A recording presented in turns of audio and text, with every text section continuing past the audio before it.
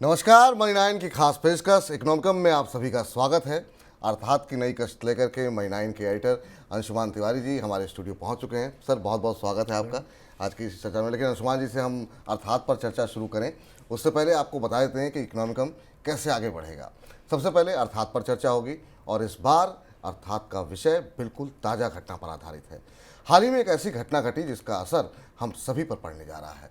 अर्थात के बाद आपके सवालों के जवाब लेंगे, उसके बाद इनकम की बात पर चर्चा होगी और अंत में हमेशा की तरह अंशुमान जी से पूछेंगे कि कौन सी किताब पढ़ी जाए या कोई वेब सीरीज़ देखी जाए। लेकिन सबसे पहले अंशुमान जी के साथ अर्थात पर चर्चा करते हैं। सर, रूस यूक्रेन युद्ध से पूरी दुनिया पर आफत देखने को मिली और अब इसराइल हमास में भी हम देख रहे हैं कि जंग छिड़ती हुई दिखाई दे रही है। लेकिन इसराइल हमास की जंग, क्या ऐसा लगता है ये भी एक नई जंग है या इसके कुछ पुराने चिन्ह, कुछ इतिहास से कुछ संकेत ऐसे मिल रहे हैं कि ऐसी घटना पहले भी हो चुकी है? विपुल, कई बार ऐसा होता है।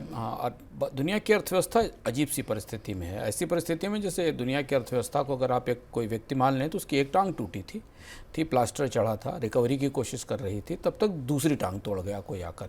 युद्ध दुनिया की अर्थव्यवस्थाओं के लिए सबसे बड़ी विभीषिका होते हैं।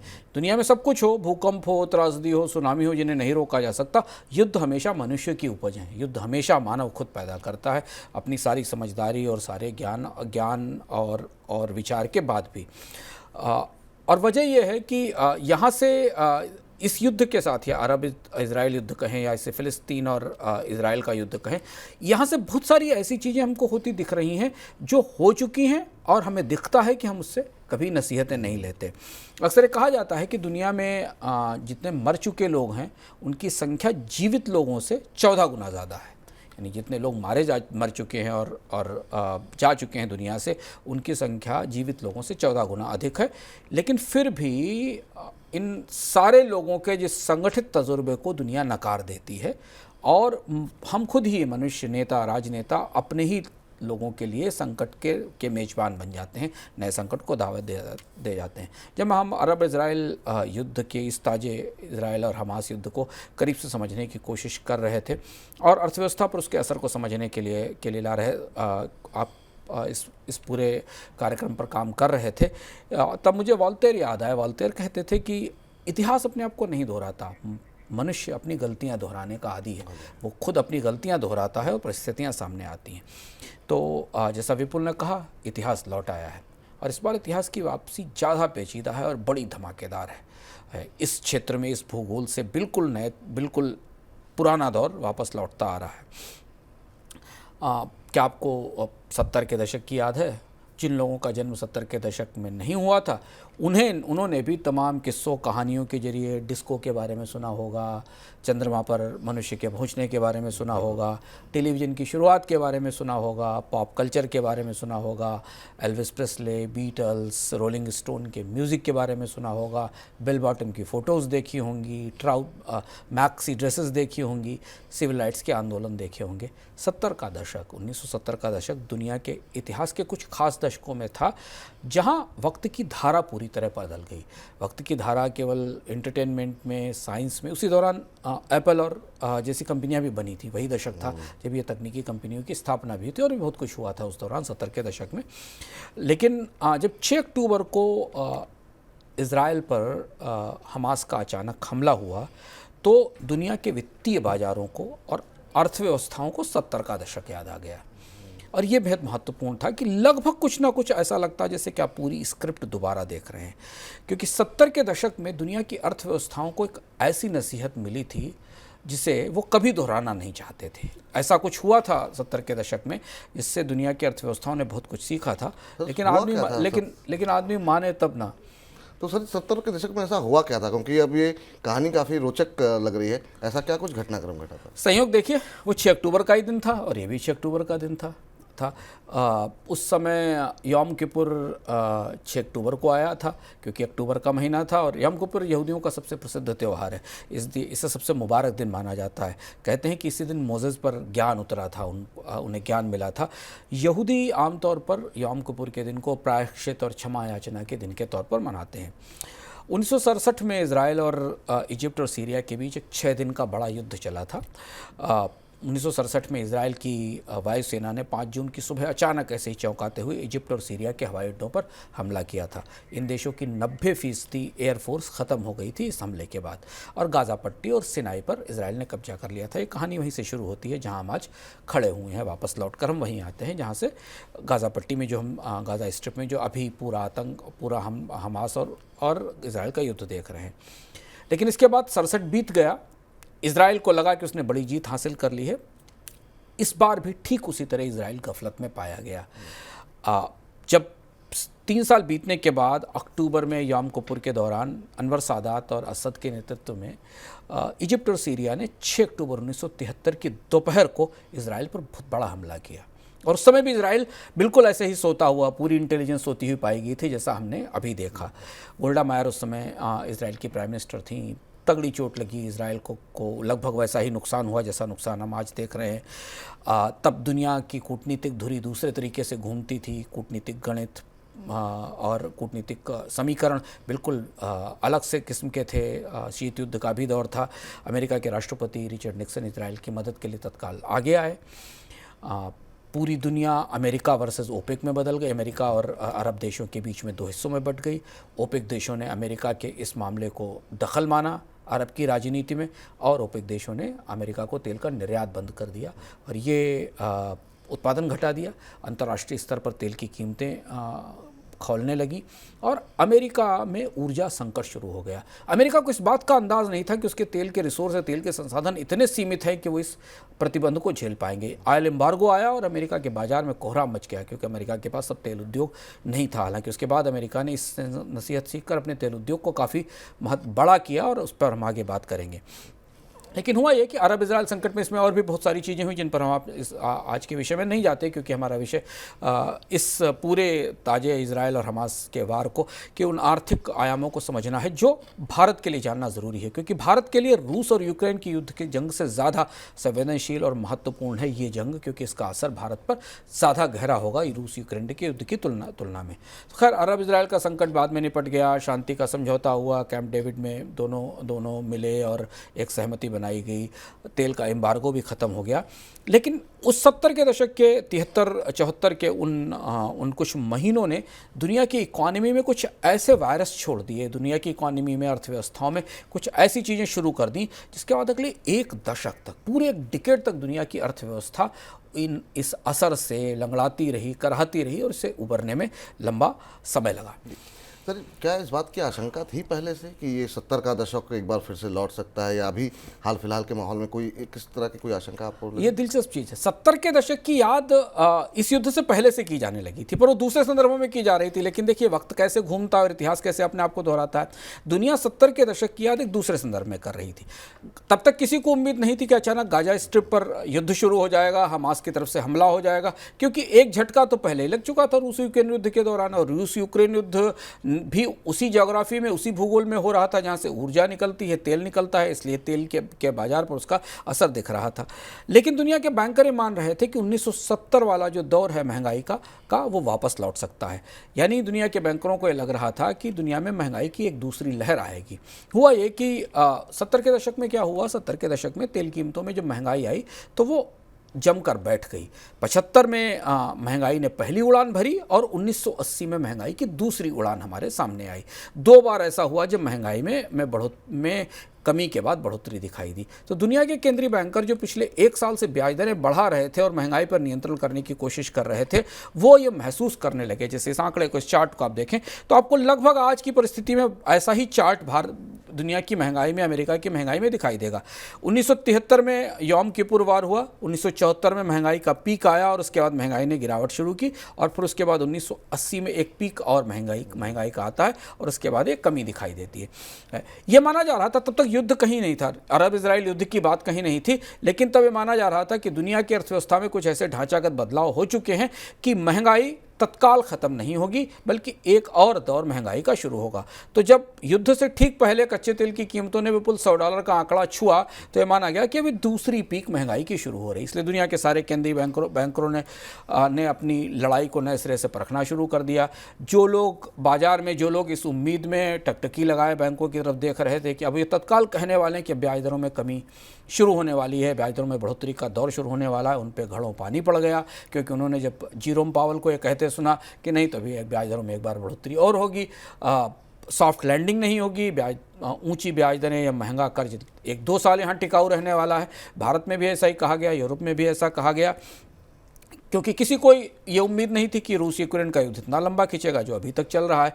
दूसरी चीज़, किसी को ये नहीं पता था कि कमोडिटी बाजार में किस तरीके के घटनाक्रम और बदलाव होंगे जिसकी तैयारी थी। और इसलिए दुनिया पहले से अरब और हमास और इजराइल के युद्ध से पहले से ही वित्तीय दुनिया महंगाई की एक लंबी शीत के लिए, अगर आप विंटर अंग्रेजी का इस्तेमाल करें और हिंदी का इस्तेमाल करें तो महंगाई की एक लंबी गर्मी के लिए भारतीय संदर्भों में भीषण मौसम के लिए तैयार हो रही थी। लेकिन तब भी वो परिस्थिति नहीं थी, उस दौरान भी वो परिस्थिति नहीं थी जो इस युद्ध के साथ बनी। ये आंकड़ा भी देखिए, 70 के दशक जैसा महंगाई का ट्रेंड हमको दिखाई देता। 70 के दशक में 1970 से लेकर और 2020 के बीच में देखिए महंगाई में कितने उतार चढ़ाव हमें दिखाई देते हैं। अमेरिका की महंगाई को हमने बेस माना है, क्योंकि दुनिया की महंगाई में भी इसी तरीके की बढ़ोतरी दिखाई दी। तो 80 के दशक में महंगाई का एक पीक और आया था, और यही स्थिति हम अभी देख रहे हैं। लेकिन तब तक इसीलिए अमेरिका के केंद्रीय बैंक ने कहा कि ब्याज दरें 1 साल तक ऊंची रहेंगी। लेकिन अब इस पूरी कहानी में जो पहले से तय लग रही थी पर वो दूसरे संदर्भ में आ रही थी, एक नया मोड़, एक नई बात आ गई जिसकी उम्मीद किसी को नहीं थी। जी अच्छा, तो सब कुछ वैसा ही चल रहा है जैसा कि 1970 के दशक में हुआ था, या आपको इसमें कुछ लग रहा है कि कुछ बदलाव भी हो रहे हैं, कुछ नयापन भी है इसमें? अब ये जो स्क्रिप्ट दिख रही है ना सामने, इसमें बहुत बड़ा हिस्सा लगभग ऐसा लगता है जिससे हम पहले हो चुका है। हमें ऐसा लगता है जब हम आपको बताएंगे तो ऐसा लगेगा आपको कि आप ये सब कुछ देख चुके हैं, पहले हो चुका है। 20वीं सदी में महंगाई के जो सबसे बुरे दौर आए विपुल, वो तेल की कीमतों से आए। और दुनिया में एनर्जी की प्राइसेस ही महंगाई का सबसे महत्वपूर्ण आधार और बुनियादी आधार रहती हैं। इससे पहले भी जब भी कच्चे तेल की कीमतों में, जब से दुनिया हाइड्रोकार्बन पर निर्भर हुई है, जब से दुनिया में वाहनों में पेट्रोल डीजल का इस्तेमाल शुरू हुआ और नए वाहन बनने शुरू हुए, बाकी और भी ईंधन है, गैस भी है, कोयला भी है, न्यूक्लियर एनर्जी भी, पर कच्चे तेल की कीमतें कुछ इस किस्म का असर रखती हैं कि दुनिया की इन्फ्लेशन सबसे ज़्यादा इनसे ही इन्फ्लुएंस होती है।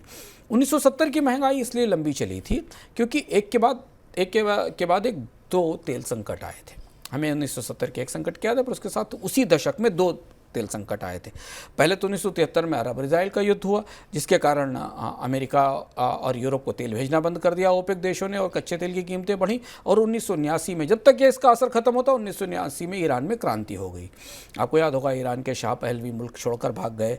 ईरान उस समय बड़ा तेल उत्पादक था, उसके तेल उत्पादन पर बड़ा असर पड़ा, टूटा, और कच्चे तेल में की कीमत में नई तेज़ी लौट आई। उस दौरान कच्चे तेल की कीमत $35 पर बैरल हो गई थी। आज अगर आप उसे $90 मान रहे हैं तो ये मान के चलिए कि आज की परिस्थिति में वो कीमत $124 पर बैरल थी। उस दौरान तेज़ी को आज के डॉलर के मूल्यों पर देखें तो आज के हिसाब से हम तब भी उस तेज़ी से भी नीचे खड़े हुए अगर वर्तमान मूल्यों पर आप डॉलर का मूल्य देखें। 1980 के बाद ईरान इराक युद्ध हुआ, तमाम परिस्थितियां बिगड़ी, और इस पूरे हिस्से में, पूरे जोन में, जैसा हमने शुरुआत में कहा कि इस जोन में जब कभी भी राजनीतिक अस्थिरता या सुरक्षा संबंधी, युद्ध संबंधी समस्याएं आती हैं तो लंबी खिंचती हैं, लंबी चलती हैं। तो 1973 से ये शुरू होता है और 1980 से लेकर 7-8 साल तक ईरान इराक युद्ध की परिस्थिति बनती रहती। लेकिन उसके बाद इस बीच में कच्चे तेल का उत्पादन बढ़ने लगा और कीमतें शांत हो गई। अब 2022-23 में आ जाइए, आगे पलटकर वापस आज की परिस्थिति देखिए। इस समय का तेल बाजार दुनिया में 70 की तुलना में ज़्यादा संवेदनशील है और ज़्यादा अनिश्चितताओं से भरा हुआ है। यहाँ भी ट्विन शॉक्स आए। 1970 के दशक को ट्विन ऑयल शॉक्स के नाम से जाना जाता है। इस समय भी ट्विन शॉक्स थे। तो पहला झटका तो रूस यूक्रेन युद्ध के साथ ही लगा। जैसे ही रूस यूक्रेन का युद्ध हुआ, कच्चे तेल की कीमतें खौलने लगीं, $100 का स्तर छू के आई। इसके बाद जब $80 नीचे भी आई तो $80 से नीचे कभी नहीं गई। पिछले 1 साल से कच्चे तेल की कीमत $80 से $90 के आसपास बनी हुई थी। इसके बाद ओपेक ने और ताकत बढ़ाई, संगठित किया अपने आप को, उत्पादन में कटौती की और यह तय किया कि अब तो कीमतें $90 से ऊपर रखी जाएंगी। अब दुनिया अभी इस परिस्थिति से निपटने की कोशिश ही कर रही थी कि $90 से ऊपर का कच्चा तेल खरीदना उनकी मजबूरी होने वाला है, न्यू नॉर्मल होने वाला है। उस बीच में दूसरा झटका आ गया, फिलिस्तीन और इजराइल का युद्ध हमास के साथ। अब यहाँ देखिए, इस घटना से पहले तक ओपेक देश कच्चे तेल के उत्पादन में कटौती का फैसला करके उसे लागू कर चुके हैं। यानी तेल के बाजार में स्थायी तेजी की भूमिका पूरी तरह से तैयार थी, ज़मीन पूरी तरह से तैयार थी। और अब तो फिर अब युद्ध हो गया, तो तेल के आसपास तो मतलब अगर आप कहें कि पेट्रोल के आसपास महंगाई का सारा साजो सामान निकल कर सामने आ गया। ये लगभग ऐसा ही 1970 में हुआ था और 10 साल दुनिया ने इसका असर 73 से 80 तक देखा था। सर, अब आगे की स्थिति इस घटनाक्रम को लेकर के क्या परिस्थिति बनती हुई दिखाई दे रही है? यहाँ से आगे क्या? यहाँ से आगे 2-3 महत्वपूर्ण चीज़ें समझना ज़रूरी है और भारत के संदर्भ में इसे जानना इसलिए ज़रूरी है क्योंकि भारत की अर्थव्यवस्था कच्चे तेल पर निर्भर है। अभी हाल में ओपेक का आकलन आया है, अगले 20 साल में भारत में कच्चे तेल की डिमांड दोगुनी हो जाएगी। भारतीय अर्थव्यवस्था की सबसे बड़ी फॉल्ट लाइन तेल है। कच्चे तेल की कीमतें बढ़ने के साथ रुपये में कमजोरी आती है। ये सारे तथ्यों की रोशनी में जानना ज़रूरी है कि अरब इजराइल युद्ध में जो भी कूटनीतिक चर्चाएँ आप देख सुन रहे हैं टीवी पर, इसके आसपास, उनसे परे हम आपको ये हमें बाजार की दृष्टि से, इकोनॉमी की दृष्टि से यहाँ क्या होता दिख रहा है हमारे लिए समझना ज़रूरी है। बिसात बिल्कुल 1970 जैसी ही है, लेकिन थोड़ा सा फ़र्क है। गाज़ा पे फ़िलिस्तीन के हमले के बाद अरब की दुनिया अभूतपूर्व तरीके से एकजुट हो रही है, लेकिन ये वैसी एकजुटता नहीं है, उतनी आक्रामक एकजुटता नहीं जैसी 1973 में उन्होंने देखी थी। फ़र्क समझते जाइएगा। ईरान जो आमतौर पर उस दौर के युद्ध की प्रक्रिया में, उस दौर की राजनीति प्रक्रिया के हाशिए पर था और काफ़ी समय से अरब की राजनीति में हाशिए पर था, वो एकदम आगे आ गया। उसने हमास का समर्थन किया है। अब ईरान अगर इस युद्ध में दखल देता है या ईरान को इस युद्ध में खींचा जाता है तो तेल बाजार का संतुलन बुरी तरह बिगड़ेगा, क्योंकि ईरान दुनिया के 10 शीर्ष तेल उत्पादकों में है। प्रतिबंधों के बावजूद भी जो भी तेल उपलब्ध हो रहा है बाजार में, वो ईरान का उसमें एक बड़ा योगदान है, वो जा रहा है। ईरान ने इस हमले का में हमास का समर्थन किया और ये कहा कि फ़िलिस्तीनियों को उनके हक मिलने चाहिए। अमेरिका ईरान की सक्रियता को लेकर थोड़ा हिला हुआ है। अमेरिका की तरफ से ये भी चेतावनी भी दी गई कि ईरान अपने आप को इस युद्ध से दूर रखे। ईरान एक न्यूक्लियर ताकत है और ईरान बड़ी धुरी है यूरोपीय मध्य पूर्व की अर्थव्यवस्थाओं की भी और तेल अर्थव्यवस्था की भी। इसके वजह से मध्य पूर्व का कूटनीतिक संतुलन भी पूरी तरह बदल गया है। सऊदी अरब और अमीरात भले ही दूर बैठे हैं, पर वो फ़िलिस्तीन से दूरी नहीं बना सकते, क्योंकि ये मुकाबला इज़राइल और फ़िलिस्तीन की पुरानी लड़ाई के बीच में है और इज़राइल को अब लंबी जंग लड़नी होगी, क्योंकि इज़राइल जिस स्थिति में पहुंच गया, हमला जिस स्तर पर हुआ, इज़राइल को अपने अस्तित्व के लिए एक लंबी जंग लड़नी होगी। अब चुनौती यह है कि दुनिया का तेल बाजार, मेरी कई तेल डीलर से बात हो रही थी और तेल डीलर दुनिया में जियोपॉलिटिक्स को बेहद दिलचस्प ढंग से समझते हैं। वो दुनिया में किसी भी विदेशी नीति के विशेषज्ञ से ज़्यादा बेहतर ढंग से दुनिया की ग्लोबल पॉलिटिक्स के और जियोपॉलिटिक्स पे निगाह रखते हैं, क्योंकि वहाँ उनके पैसे का मामला, उनका पैसा लगा हुआ। कच्चे तेल की कीमतें ऊपर नीचे जाने में उनको नुकसान होता है, तो उनकी चर्चाएँ बौद्धिक नहीं होती, उनकी चर्चाएँ बहुत व्यवहारिक ढंग से बाजार को देख कर होती। उनका कहना है 2 संभावनाएँ। एक संभावना ये कि अगर अमेरिका और यूरोप सीधे इस जंग में दखल देते हैं तो अरब देशों को कुछ ना कुछ करना पड़ेगा और इस वजह से कच्चे तेल में की कीमतें खोलती रहेंगी, क्योंकि अरब देशों में फिर सऊदी अरब भी है और अरब के बाकी मुल्क भी तेल अर्थव्यवस्थाएं हैं। और अगर वो इससे दूर रहते हैं तो इज़राइल और हमास के बीच ये जंग लंबी खींचेगी और असुरक्षा का वातावरण इस पूरे हिस्से में लंबे समय तक बना रहेगा। तो जब तक कोई बाहर की ताकत इसमें नहीं आती, तब तक अरब क्षेत्र की भी बड़ी ताकतें इसमें नहीं आएंगी, बीच में ईरान या नहीं आएंगी। दोनों ही परिस्थितियों में दुनिया का सबसे विस्फोटक हिस्सा, जहाँ पर राजनीतिक कूटनीतिक उतार चढ़ाव सबसे ज़्यादा है, वहाँ पर कच्चे तेल की कीमतों में बढ़ोतरी की लंबी भूमिका तैयार है। वार प्रीमियम लंबे समय तक बना रहेगा। और यहाँ पर एक और महत्वपूर्ण बात कि इस क्षेत्र में, इस बाजार में चीन की सक्रियता भी अब बढ़ने लगी है। इसलिए अगर आप वित्तीय बाजारों को करीब से देखें ना, तो उनकी बेचैनी बिल्कुल जायज़ दिखाई देती है। ऊंचे ब्याज दरों के कारण उनकी ताकत वैसे ही निचड़ चुकी है, 1 साल से ज़्यादा हो चुका है ब्याज दरें ऊंची रखते हुए। अब जबकि उम्मीदें की जा रही थी कि रूस यूक्रेन युद्ध की तपिश थोड़ी कम होगी, चीज़ें धीमी पड़ेंगी, ठंडी पड़ेंगी और कम से कम ब्याज दरें अगर कम नहीं हुई तो बढ़ेंगी तो नहीं। और 1 साल के अंदर, 8 महीने के अंदर धीमे धीमे अर्थव्यवस्थाएं हस्बामूल में प्री कोविड स्तर से की ब्याज दरों की तरफ आएंगी। तब तक दूसरे एक और केंद्र पर मोर्चा खुल जाता है और दोनों मोर्चे ऊर्जा के मोर्चे हैं। रूस भी उसी ऊर्जा इकोनॉमी का हिस्सा है, एनर्जी इकोनॉमी का हिस्सा है, जिस इकोनॉमी का हिस्सा मध्य पूर्व का, अरब का हिस्सा है। और इसलिए अब दुनिया मान रही कि कच्चे तेल की तेजी लंबी चलेगी, महंगाई ऊंची रहेगी और बॉन्ड यील्ड्स लंबे समय तक बढ़ती रहेंगी। भारतीय शेयर बाजार में निवेशक इसी बात से सबसे ज़्यादा डरे हुए हैं। सर अभी तक की जितनी भी बातें सुनी है तो बिल्कुल ऐसा ही लग रहा है कि 70s जो है एक बार फिर से रिपीट होता हुआ दिखाई दे रहा है। सब कुछ सेम है सर कि या कुछ ऐसा है जो आपको लग रहा है कि उस दशक के मुकाबले ये दशक थोड़ा अलग है? हाँ, 70 वाली स्क्रिप्ट तो है, लेकिन कुछ किरदार बदल गए हैं, कुछ नए किरदार आ गए हैं। जैसे आप मान के चलें कि एक पुरानी फिल्म का रीमेक बनता है, तो ये पुरानी फिल्म का रीमेक है, बट इस रीमेक में आप किरदारों की भूमिका बदल गई। और 70 के दशक में किरदार कौन थे? 70 के दशक में इजिप्ट एक किरदार था, सीरिया एक किरदार था, इज़राइल एक किरदार था, और उनके समर्थन करने वाले फ़िलिस्तीन और बाकी एक किरदार थे। ईरान भी था, अमेरिका और यूरोप भी एक किरदार थे। अब इनकी भूमिकाएं बदली हुई और इसलिए बड़ी पेचीदा बिसात हो गई है। अब यहाँ दुनिया की कूटनीति दोनों तरफ से फंस गई है, एक तरफा नहीं दिखती, दोनों तरफ से फंसी हुई है, और अर्थव्यवस्था इसी गुत्थी में उलझी हुई है जो कि उबरने की कोशिश कर रही थी। पहली चीज़ ये कि 1970 का अमेरिका आज के अमेरिका से फ़र्क है। 1970 का अमेरिका जो था वो उससे आज का अमेरिका पूरी तरह से फ़र्क है।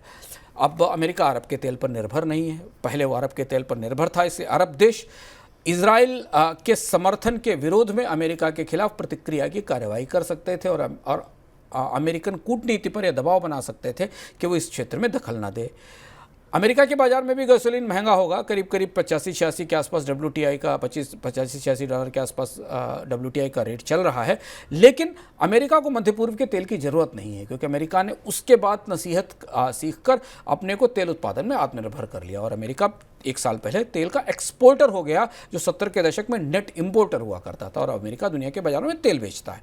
तो अमेरिका ने अपने तेल उत्पादन को और तेल उद्योग को इस स्तर पर पहुंचा दिया कि वो अब अरब के देशों के कच्चे तेल उत्पादन का मोहताज नहीं रहा। तो उसके स्टेक्स, अगर आप भाषा अंग्रेजी का शब्द प्रयोग करें तो उसके स्टेक्स या उसके लिए संभावनाएं उतनी ज़्यादा नहीं है यहाँ पर, और उसके हित इतने प्रभावित नहीं होते हैं।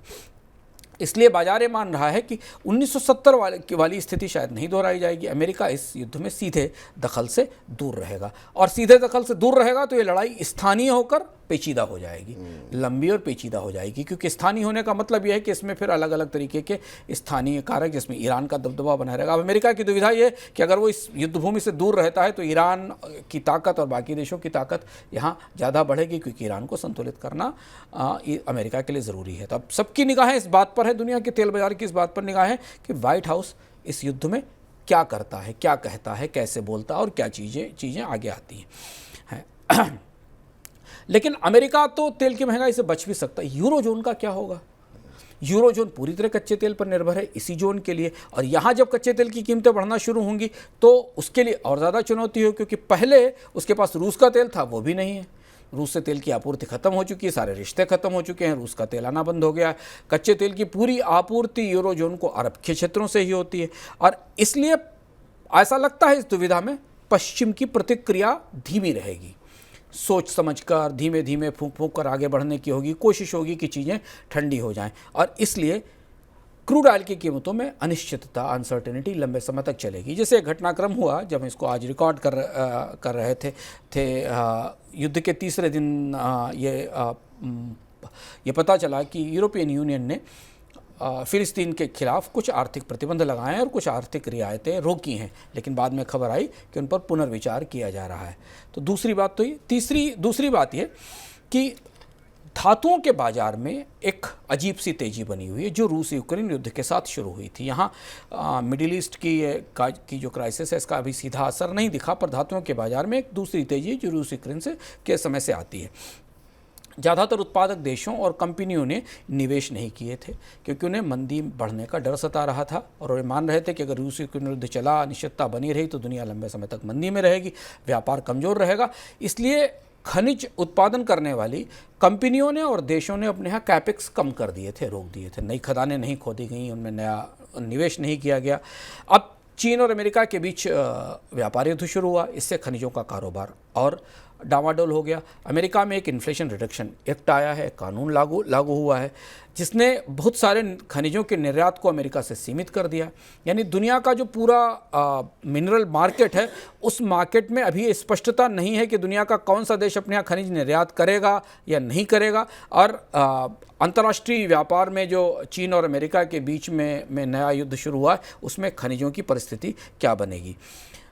इसका फ़ायदा उठाकर दुनिया में कई सारे देशों के गुट बन रहे हैं, जो खास खनिजों के बाजार पर ओपेक जैसी मोनोपोली लाने की कोशिश कर रहे हैं। इनके लिए एक अच्छा शब्द है जिसको फ्रेंड शोरिंग कहा जाता है, लेकिन जैसे कि लिथियम उत्पादन करने वाले दुनिया के तमाम देशों ने कहा कि उन्हें ओपेक जैसा एक समूह बनाना चाहिए। दूसरी तरफ पर्यावरण के नियम सख्त हो रहे हैं। नया निवेश इसलिए सीमित है क्योंकि खदानों में अब और ज़्यादा सख्ती होगी पर्यावरण के मौजूदा असर को देखते हुए। डिकार्बनाइजेशन की मुहिम के कारण स्टील महंगा होने वाला है। कॉपर, कोबाल्ट, निकल, एल्युमिनियम जैसे प्रमुख धातुओं को की महंगाई के नए आकलन आने वाले हैं। तो एक तरफ तो उत्पादन और निवेश कम है, ये ग्राफ देखिए, निकल लिथियम की सप्लाई पर सबसे ज़्यादा रिस्क दिखाई दे रहा है। इसके अलावा यूरेनियम, एल्युमिनियम, फ्लोरीन, सिलिकॉन, इन पर भी सबसे ज़्यादा इनकी कीमतें सबसे ज़्यादा बढ़ने वाली हैं। और यही वो खनिज हैं जो भविष्य के उद्योगों के लिए, चाहे वो इलेक्ट्रॉनिक बैटरीज हों या वो रिन्यूएबल एनर्जी हो, वहाँ सबसे ज़्यादा इन खनिजों की डिमांड बनती दिखाई दे रही है। अब एक तरफ युद्ध, दूसरी तरफ डिकार्बनाइजेशन के कारण दुनिया में उद्योगों की बढ़ती हुई लागत, ये दूसरा पहलू है जो 1970 में नहीं था। तो 1970 में अमेरिका की दुविधायक फैक्टर नहीं था, इस समय दुविधायक फैक्टर है। और दुनिया पहले से ही खनिजों की महंगाई और धातुओं की महंगाई से परेशान है, दूसरा फैक्टर है।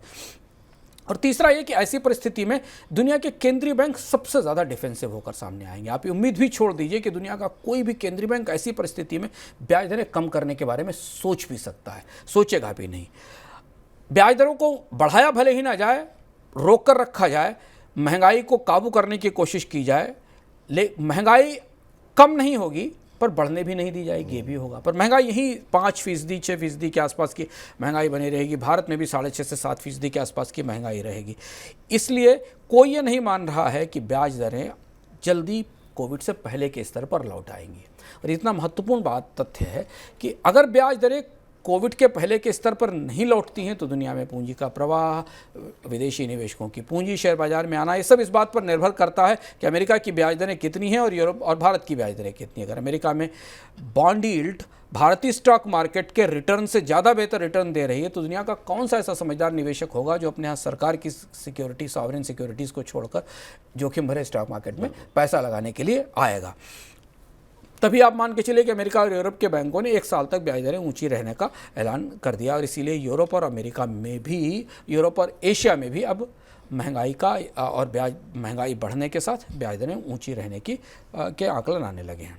सर, अब ये मान के चलें कि अब इस बात की आशंकाएं बढ़ गई हैं कि महंगाई की अब दूसरी लहर आने वाली है, इस तरह की आशंकाएं? महंगाई की दूसरी लहर तो शुरू हो गई थी। हाँ, जब हमास ने पहली बार गाज़ा पर रॉकेट दागे थे, उससे ठीक पहले महंगाई की दूसरी लहर शुरू हो गई थी। भारत में आपने देखा कि जून के और जुलाई के महीनों में महंगाई एकदम नीचे आ गई थी, लेकिन उसके बाद फिर दोबारा वापसी आई। भारत में महंगाई खाद्य कीमतों की वजह से आई।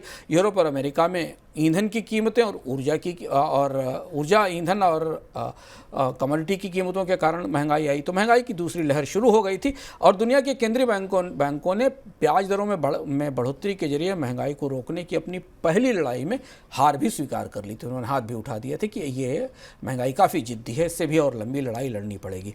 भारत का केंद्रीय बैंक उसमें शामिल है। अब ये दूसरी जो लहर है, ये लहर धीमे धीमे बन रही थी, पर इजराइल और फिलिस्तीन के युद्ध भूमि से जो हवा या जो धूल उठ रही है, उससे भी बवंडर जैसी स्थिति बनती दिख रही है। यहाँ से महंगाई की लहर 1980 की लहर से तेज हो सकती है, ऐसा माना जा रहा है। हमें याद रखना होगा कि भारत इस सारी परिस्थिति को कभी नहीं भूल सकता। 1990 के अंत में ऐसे ही गल्फ क्राइसिस हुई थी और संकट हुआ था, और उसके बाद भारत की अर्थव्यवस्था पर बड़ा गहरा असर पड़ा था, चरमरा गई थी। सिर्फ कच्चे तेल की कीमतें और गल्फ क्राइसिस के कारण, जो सबसे बड़ा ट्रिगर था तात्कालिक तौर पर जिसने भारतीय अर्थव्यवस्था को 1990 में प्रभावित किया था और संकट आया था, वो यहीं से आया था। हालांकि भारत के पास विदेशी मुद्रा भंडार बेहतर है, इस समय भुगतान असंतुलन जैसी परिस्थिति नहीं है। भारतीय अर्थव्यवस्था 90 की तुलना में काफ़ी मजबूत, काफ़ी रिजिलियंट है। विदेशी निवेशकों का निवेश है। भारतीय अर्थव्यवस्था के पास धीमी सही पर अपनी एक डिमांड और अच्छी और एक विकास दर भी है। लेकिन महामारी और महंगाई से जंग काफ़ी लंबी खिंच गई है। पहले तो महामारी वाली मंदी और फिर महंगाई, इससे जंग ज़्यादा लंबी खिंच गई है। इसलिए बचाव के उपाय और ईंधन अब थोड़ा कम पड़ने वाला है, क्योंकि अगर ये लंबा खिंचा, जिसकी संभावनाएं दिखाई देती हैं, कच्चे तेल की कीमतें $90-100 के आसपास लंबे समय तक रहीं, ये झेल पाना भारतीय अर्थव्यवस्था के लिए लंबे समय तक संभव नहीं होगा। हमने आपको शुरुआत इतिहास की कहानी से की थी, तो इसलिए एक दिलचस्प बात है पूरे घटनाक्रम को, हम रूस और यूक्रेन युद्ध को भी बहुत करीब से उसके सारे आयाम खोलकर मनी सेंट्रल की टीम आपको अलग अलग मनी 9 की टीम अलग अलग कार्यक्रमों में बताती है। इकोनॉमिकम में भी हम लोग इस पर चर्चा करते रहे। होता है ना विपुल कि इतिहास के मामले में एक तथ्य बेहद दिलचस्प है, बेहद अनूठा है। हमें मानते हैं कि जो आदतें और जो चीज़ें लंबे समय तक टिकाऊ नहीं होंगी, वही उम्मीद से ज़्यादा टिकाऊ पाई जाती हैं और वही बार बार लौट कर आती हैं। जैसे कि हमको लगता है कि एक बार युद्ध की विभीषिका झेलने के बाद मनुष्य दोबारा युद्ध के बारे में नहीं सोचेगा। जैसे हमको लगता है कि एक बार बैंकर गलती करके दोबारा गलती नहीं करेंगे। जैसे हमको लगता है कि एक बार सट्टेबाजी होने के बाद, स्टॉक मार्केट में कंपनियों के ध्वस्त होने के बाद, नुकसान होने के बाद आगे लोग उसे नसीहत लेकर दोबारा ऐसा नहीं करेंगे। कंपनियां एनरॉन जैसी नसीहतों से सबक लेकर दोबारा ऐसी कोई धांधली फर्जीवाड़ा नहीं करेगी। लेकिन हम हमेशा निराश होते हैं कि जो चीज़ें अनसस्टेनेबल हैं, अंग्रेजी में जो चीज़ें अप्रत्याशित हैं या जो चीज़ें ऐसी हैं जिन्हें हमें लगता है कि एक बार भूल करके स्वीकार कर ली के नहीं बदल दी जानी चाहिए, वो चीज़ें बार बार वापस लौटती हैं और वहीं इतिहास वापस अपने आप को दोहराता है। और इसीलिए ऐसा लगता है कि जब भी आप अर्थव्यवस्था को करीब से देखें, समझें, निवेश के फैसले लें, बचत के, रोजगार के फैसले लें, तो इतिहास की तरफ जरूर देखते रहें, क्योंकि हमारी आदतें हैं कि हम अपनी गलतियां बार बार दोहराते हैं, हम कुछ नहीं सीखते। मैं रॉबर्ट डी कपलान की बहुत फेमस किताब है, कई जगह लोगों ने पढ़ी होगी, जिन्होंने नहीं पढ़ी हो उसे पढ़ सकते हैं। उनकी प्रसिद्ध किताब है the revenge of geography, what the map tells about coming conflict and battle against fate. इस किताब में रॉबर्ट डी कपलान ने बताया कि दुनिया में कहाँ भूगोल ऐसे हैं जहाँ इतिहास बड़ी गलतियाँ कर चुका है। इतिहास की गलती से जो भूगोल बने हैं, इतिहास की गलती से जो भूगोल तैयार हुए, जो नक्शे बने हैं, वो हमेशा युद्ध की आशंकाओं से तपते रहेंगे। और कपलान ने एक बड़ी दिलचस्प बात लिखी है। उन्होंने लिखा है कि दुनिया में राजनेताओं पर भरोसा नहीं करना चाहिए, क्योंकि वे न्याय की, बराबरी की, सहिष्णुता की, इस सब की बातें तब तक करेंगे, ये सारे मूल्य उनके लिए तब तक महान रहेंगे जब तक सत्ता के लिए उनकी लालसा में मदद कर सकें। और जब सत्ता में बने रहने या सत्ता को हासिल करने की उनकी कोशिशों में ये सारे महान मूल्य, कल्याण और बराबरी और दया और ममता और शांति, उनकी सत्ता की लालसा में, सत्ता के कार्यक्रमों में, अभियानों में बाधा बनेंगे, तो वे कुछ भी कर सकते हैं, क्योंकि सत्ता उनके अस्तित्व का आधार है और उसमें बने रहने के लिए वे इतिहास के सबसे बुरे दौर को वापस ले आएंगे आपके सामने। और हम वही आपको अभी अपने सामने होते देख रहे हैं। और पहली बार ऐसा हो रहा है जब दुनिया की अर्थव्यवस्था में महामारी, मंदी और युद्ध एक लंबी श्रृंखला बनती दिख रही है। 3 या 4 साल की आर्थिक रूप से चुनौतियों से भरी हुई भारत के लिए ये समय आर्थिक रूप से शायद रूस यूक्रेन युद्ध की तुलना में ज़्यादा जटिल है, क्योंकि यहाँ हमारे लिए चुनौती अब सीधे हमारे पड़ोस में है। निश्चित रूप से। और आज का अर्थात वाकई में जिस तरीके से इतिहास को टटोलते हुए और आप वर्तमान तक जुड़ा अपने कनेक्शन दिया सर, वाकई में हमारे तमाम दर्शकों को जो है निश्चित रूप से आज का एपिसोड काफ़ी अच्छा लगा। बहुत सारे दर्शकों के सवाल भी आए हैं, कुछ एक सवाल शामिल कर लेते हैं कार्यक्रम में। आदित्य ने लिखा है कि कार्बन टैक्स से उद्योगों की लागत बदलने वाली है, इससे निपटने के लिए क्या दुनिया को ग्लोबलाइजेशन 2.0 के बारे में सोचना चाहिए ताकि हर जगह आयात शुल्क कम हो सके? अच्छी बात है और ये ज़रूरी भी हो जाएगा, लेकिन यहाँ तो उल्टा हो रहा है। कार्बनाइजेशन को डीकार्बनाइज करने के लिए तो टैरिफ बैरियर्स खड़े किए जा रहे हैं। यूरोप तो ये कह रहा है कि हम टैक्स बढ़ाने जा रहे हैं, क्योंकि डीकार्बनाइजेशन की लागत बहुत बड़ी होने वाली है। हम इसे कल्पना नहीं कर पा रहे, क्योंकि हमें इनकी लागतों का अंदाज़ नहीं है। अगर ये वास्तव में डीकार्बनाइजेशन के नियम इस तरह से लागू हुए तो आपके आसपास की फैक्ट्रियों का चलना मुश्किल हो जाएगा, कि उन्हें इतना टैक्स देना पड़ेगा। हर फैक्ट्री कार्बन जनरेट करती, हर फैक्ट्री उन उत्पादों का इस्तेमाल करती जो कार्बन के उत्सर्जन से बने हुए हैं। तो इसके लिए जब तक पूरी दुनिया ग्लोबलाइज्ड होकर सस्ते सामानों का कारोबार नहीं शुरू करेगी, उत्पादन की लागतें कम नहीं की जाएंगी, तकनीक के हस्तांतरण सस्ते और मुफ्त नहीं होंगे। एक देश के पास अगर डीकार्बनाइजेशन की तकनीक होगी तो उसका उत्पाद सबसे अच्छा होगा। जब तक ये नहीं होगा तब तक ये मुहिम सफल नहीं होगी। और ये मुहिम उस समय शुरू हो रही जब दुनिया अलग अलग खांचों और खेमों में किस तरह बढ़ चुकी है, आप अपने सामने देख रहे हैं। युद्ध मतलब जिनको 1940-50 के दशक में दुनिया पीछे छोड़ आई थी और उसने शपथ ली थी कान पकड़कर दो युद्ध देखकर बैक टू बैक 20 साल 25 साल में कि अब कभी युद्ध नहीं करेंगे, वो तो आए दिन युद्ध को उतावली, आए दिन वार की तैयारी कर रही। ऐसी स्थिति में आप कैसे सोच सकते हैं कि दुनिया में तकनीकों का सही आदान प्रदान होगा। पर हाँ, ग्लोबलाइजेशन की ज़रूरत और ज़्यादा है अब, अगर हम पर्यावरण की लड़ाई को सफलता के साथ लड़ना चाहते हैं तो। और इस बीच एक अगला सवाल भारतीय बॉन्ड बाजार को लेकर के बलदेव जी ने पूछा है और वो जानना चाहते हैं अंतर्राष्ट्रीय बाजार में भारतीय बॉन्ड टिका रहेगा, इसकी कितनी संभावना है? फिलहाल अभी दो तीन महत्व अंतर्राष्ट्रीय बॉन्ड बाजार को प्रभावित करने वाले बहुत सारे कारक हैं, उसमें देश की अर्थव्यवस्था अपना बड़ा कारक होती है। भारत में अभी भारत की बॉन्ड के बाजार में विपुल एंट्री भी बड़ी अजीबोगरीब समय पर हो रही है, जब दुनिया में ब्याज दरें ऊंची हैं। भारत से ज़्यादा बेहतर रिटर्न अमेरिका के सॉवरेन बॉन्ड्स में मिल रहा है। अभी पूरी दुनिया में महंगाई ऊँची है।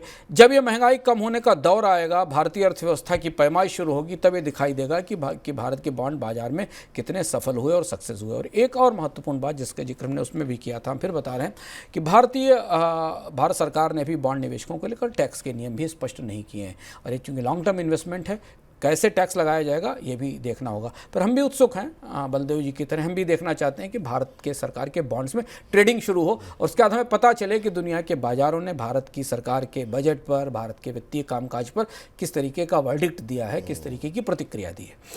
चलिए अब अगले सेगमेंट की ओर बढ़ते हैं सर। और इनकम की बात में आज क्या कुछ खास रहने वाला है? इनकम की बात में आप इकोनॉमिकम देख रहे हैं मनी 9 के सुपर ऐप पर, और इसके बाद बगैर इंतजार के देखिए गोल्ड सेंट्रल, हमारा खास मंथली शो। और चूँकि दुनिया के में सोने के बाज़ार में काफ़ी कुछ उतार चढ़ाव हो रहे हैं, पहले सोने की कीमतों में थोड़ी नरमी दिखी, उसके बाद खरीद का मौका बना, अब सोना फिर मजबूत होकर सामने आया है युद्ध के और सिक्योरिटी संबंधी कंसर्न्स के कारण। इसके साथ भारत में त्योहारी मौसम भी शुरू हो रहा है, जब सोने की खरीद होती है, और डॉलर की कमजोरी के कारण सोने का आयात भी महंगा हो रहा है। ऐसी स्थिति में सोना त्योहारी खरीद, धार्मिक खरीद से ज़्यादा निवेश की दृष्टि से भी उतना ही महत्वपूर्ण है। क्या हो सोने का आउटलुक, क्या हो रणनीति, कितना सोना खरीदें आप, फिजिकल खरीदें या डिजिटल खरीदें, लंबे समय में 2 साल में 3 साल में क्या सोना भारत में महंगाई और शेयर बाजार के रिटर्न को पराजित कर पाएगा? विस्तार से इस बार के गोल्ड सेंट्रल में आप जानिए सोने को लेकर सारी चीज़ें, क्योंकि आप जो जानना चाहते होंगे कि यदि त्यौहार से पहले आपको सोना खरीदना है तो आपका सही फैसला क्या होना चाहिए। तो गोल्ड सेंट्रल मनी 9 के सुपर ऐप पे आप देख सकते हैं रविवार को। और सर अब आखिरी हिस्से का बहुत सारे हमारे दर्शक इंतज़ार करते हैं, जिसमें वो ये जानना चाहते हैं कि कौन सी पुस्तक पढ़ी जाए या कोई वेब सीरीज़ देखी जाए जिससे उनका ज्ञानवर्धन हो सके, तो कुछ सजेस्ट करेंगे आप? एक किताब मैंने जिक्र की अभी, जिसका रॉबर्ट डी कपलान की, अगर आप पढ़ना चाहते हैं, थोड़ी सी पुरानी किताब है, पर दुनिया के भूगोल के बारे में और जो हो रहा है आपके आसपास, वहाँ कहाँ कहाँ ऐसी परिस्थितियाँ बन रही हैं। निवेशक आमतौर पर इस किताब को बहुत करीब से देखते हैं कि उनको पता है कि दुनिया के किस हिस्से में कब क्या हो सकता है और उसके असर उन पर क्या हो सकते हैं। तो ये केवल कूटनीति की या यूनिवर्सिटीज़ में अध्ययन का विषय नहीं है। डिप्लोमेसी, वार, ये सब मार्केट के अध्ययन का भी उतना ही विषय है जितना कि किसी कूटनीति के प्रोफेसर या डिप्लोमेट्स के लिए ज़रूरी होते हैं, क्योंकि अंततः सब कुछ तो पैसे पर निर्भर है, सारा सब कुछ तो निवेश पर निर्भर है। और कहीं भी अगर एक युद्ध होता है, वार होता है, तो सबसे ज़्यादा असर वित्तीय बाजार पर पड़ता है। तो इस किताब को पढ़ें, आपको शायद कुछ नई जानकारियाँ मिलेंगी। इसके बाद भी बहुत सारी चीज़ें बदल गई। तेल बाजार के बारे में जानना चाहते हो तो डेनियल एर्गिन की एक बड़ी किताब है, एक पुरानी किताब भी है, और उसमें कई सारे उसके नए संस्करण भी आ चुके हैं। उसे पढ़ें ऑयल मार्केट में कि क्या हुआ और क्या हो सकता है। डेनियल एर्गिन की मशहूर किताब है ऑयल, अगर आपने नहीं पढ़ी हो हमारे कुछ दर्शकों ने, तो उन्हें पढ़ना चाहिए। अंशुमान सर, बहुत बहुत शुक्रिया, बहुत बहुत धन्यवाद। आज का अर्थात निश्चित रूप से हमारे और जो मौजूदा घटनाक्रम चल रहा है उसमें हमारे दर्शकों के लिए बहुत ही ज्ञान जो है उसने दिया। आज के विश्लेषण के लिए बहुत बहुत शुक्रिया, बहुत बहुत धन्यवाद आपका। तो इकोनॉमिकम में फिलहाल इतना ही, लेकिन आप मनी 9 के साथ लगातार बने रहिए। अगर आपने अभी तक हमारा ऐप डाउनलोड नहीं किया है तो तुरंत डाउनलोड कर लीजिए। यूट्यूब पे हमारे तमाम कार्यक्रम अवेलेबल हैं, वहाँ पर जाकर के सब्सक्राइब कीजिए। और अगर आप पढ़ने के शौकीन हैं तो आपकी जेब से जुड़ी तमाम महत्वपूर्ण जानकारी आपको money9.com की वेबसाइट पर भी मिल जाएगी। फिलहाल के लिए इतना ही, मुझे इजाज़त दीजिए, नमस्कार।